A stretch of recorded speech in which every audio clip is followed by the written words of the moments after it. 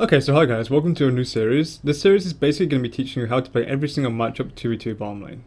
To start off with, we have Graves Leona versus Nami Draven. Now, Nami Draven's a pretty popular lane, and for the right reasons. I think it's one of the strongest, if not the strongest lane, bottom lane. You only have to get on level 2 and then you win.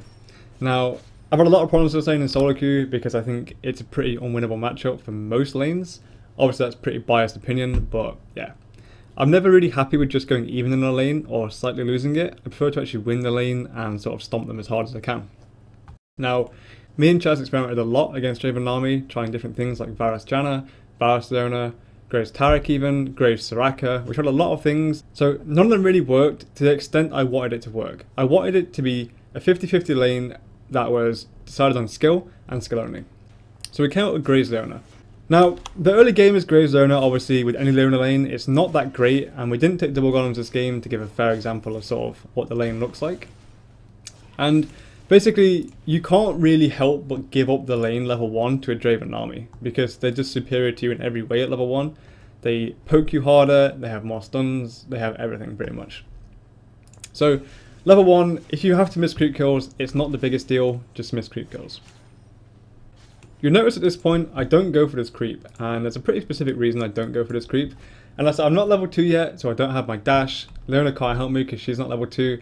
And it's just a bad creep to go for. Like, okay, I could buckshot this creep, but instead I buckshotted this creep. There's not really much reason for it, apart from it pushed the lane harder, because I got these creeps as well. So as I said, you kind of have to concede lane control because they get level 2 quicker than you. There's nothing you can do to outpush a Draven if he plays it right. And you just have to deal with it.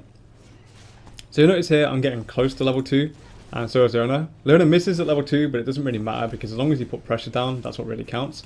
I dash in, attack him, he gets exhausted, my ignite goes down, Nami's sort of nowhere, and yeah, we get the kill on Draven. He gets first blood unfortunately, just because it's one of them things with Draven. Even though you get pretty much the perfect engage on him, he still kills you because it's Draven. That was what I was saying before about Draven Nami being such a strong lane. Even though we caught Draven by himself, it didn't actually matter because it was Draven. So skipping a little bit ahead in the game, the key thing really is to take golems when you're playing this lane as much as you can, as any lane should really. We take the golems and we noticed Nami's recoiling in his push, our ward just disappeared, so we saw the recoil animation. And the obvious thing is, even though it's a Draven, you have to be as aggressive as possible.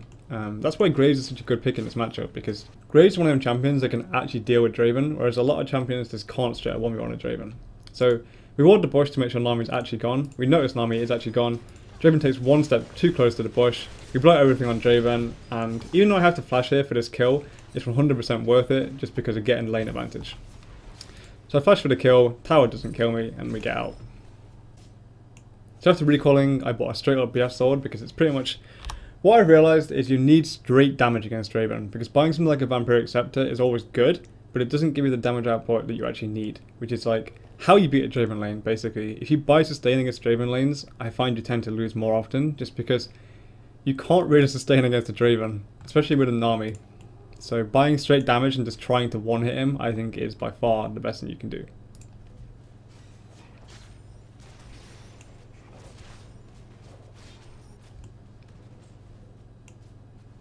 So you notice here, we've actually sort of pushed the wave in our favour. And Draven Nami is actually scared of us now, which is something I never thought I would see, because Draven Nami being scared of a lane doesn't really happen. The reason they're scared of them is because I've got a BF sword and I'm level 6, so if he comes anywhere near here, I can E into him and press Q and R and pretty much one-shot him. So following on from that here, we have a really awkward engage here where Leona sort of misses, but then Nami gets a little bit too close.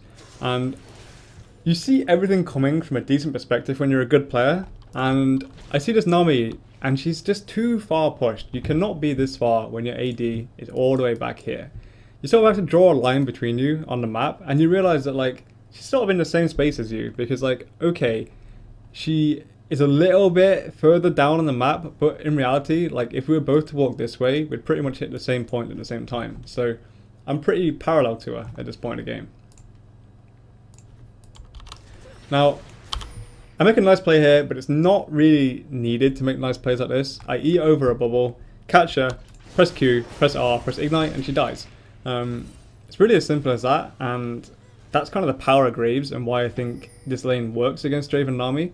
Because Nami's sustain and general poke and buffs is just insane, but if you can get rid of it in one shot like that, why would you not, basically? That's why I think Graves is superior to Caitlyn or Varus in this matchup, because you have the power to shut someone down so quickly that they never really get going. And if you can stop Draven and Nami get going, their lane honestly is pretty weak. So at 14 minutes the game pretty much looks how you'd expect it to look after that early game. Draven's 2-3-1 with 97 creep kills, and I'm 4-1 with 100 creep kills. I have Berserker Greaves, Longsword, Doran's Blade and Bloodthirster in comparison to his BF Sword, Vampire Acceptor, 2 Dorans and Boots, so I also have a pretty big item advantage here. I also have a red buff, which isn't the biggest deal in this lane because you're pretty much using abilities only, so try to ignore that for this fight. So around level 9 is pretty much Gray's strongest point until level 11 because you've just got your level 5 Buckshot and you're pretty much as strong as you can be at this point.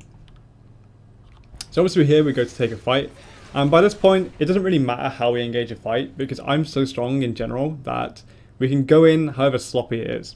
So we catch a Leona that only slows, I Buckshot QR onto the Draven, I get exhausted and it's kind of like looking a little bit bad for us here, but then I flash the Draven Ormet, he can't really do much, come back, he dies, and then I get a little bit low here, but in reality I'm never going to die because I have a Bloodthirster. Again I dash the bubble and pretty much just kill Nami straight up. Now again, I think if I wasn't another AD carry that I wouldn't win that fight unless I have someone like Vayne, so the power of Graves. So in conclusion, basically you want to try and fight as much as possible 2v1 because you don't really win 2v2 no matter what. And if you can catch them at a certain point where you can one-hit someone with Q and R as Graves, that's basically where you win a fight. Thank you again for watching this video and hopefully you learned something.